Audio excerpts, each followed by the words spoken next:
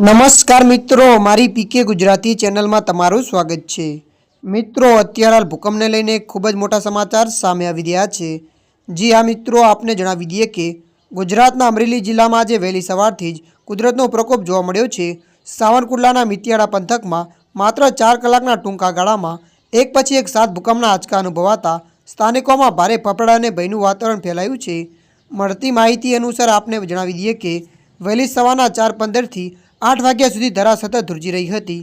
મળતી માહિતી અનુસાર આપને વધુ એ પણ જણાવી દઈએ કે ગાંધીનગર સિઝમોલોજી વિભાગના જણાવ્યા અનુસાર અમરેલીથી 43 કિલોમીટર દૂર ભૂકંપનું કેન્દ્રબિંદુ નોંધાયું છે।